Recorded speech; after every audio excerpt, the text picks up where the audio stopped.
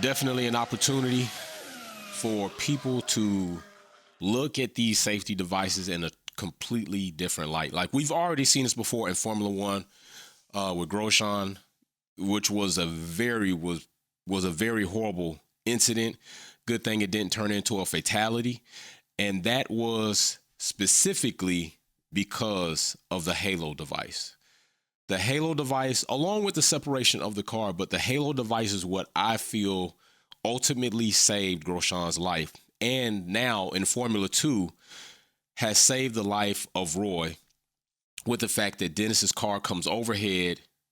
And if the Halo is not there, I believe Roy, we're looking at a closed casket situation. We're looking at a situation where we're sending out condolences to family and friends and seeing just something that definitely we as viewers of the Formula sport don't want to see, and definitely drivers would not like to see, but more important than that, families would not like to see.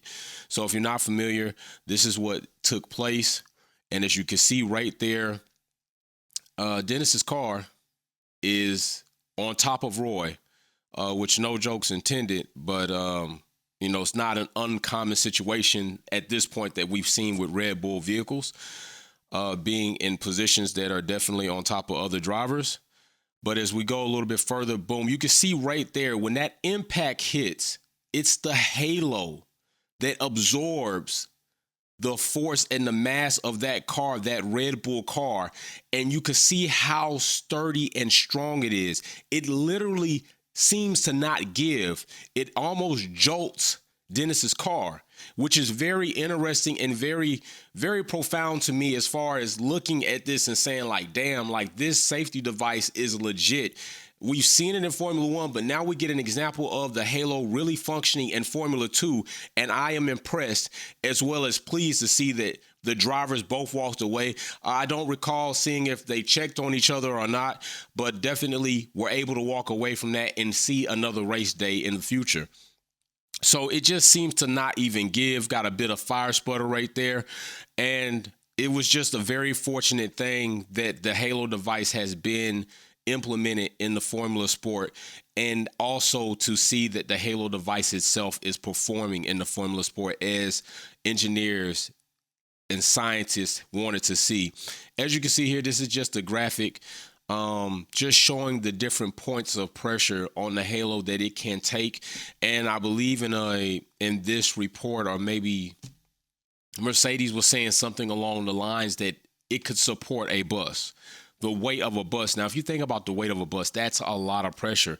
And to consider that you're running into something, that impact is like magnified and multiplied by many digits, because it's not just like you holding something. When something in gravity is applied to it and you drop it, when it impacts that other surface, if it's 15 pounds, the impact at that point in time grows. It's multiplied because gravity is being applied in that travel and in the speed and the rate of everything. So it's not just 15 pounds when it makes contact. So I just want to say big shout out to all the drivers, but specifically these two drivers, and more specifically Roy, because to me in that situation, he was more at danger of losing his life than the other driver, although both were in a situation where it could have turned out catastrophically bad. It could have been horrible. Like, I'm thinking about it right now, and it really could have been bad.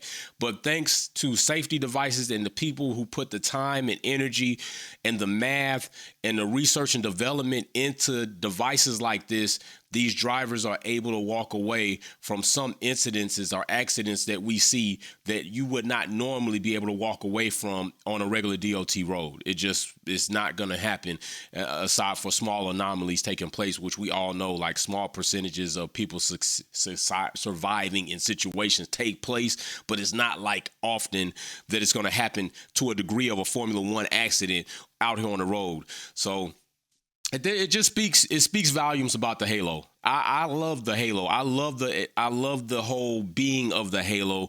And I know a lot of, or maybe it's not correct to say a lot, but I know some engineers and, people about aerodynamics don't like it because it's really not that great for that. I get it. I do get it. But the reward over the risk, to me, it's proven. So big shout out to them. Roy, hope you continue racing. Dennis, glad you made it. Everybody safe from this incident. Let's hope going forward we can have more drivers walk away from things like this.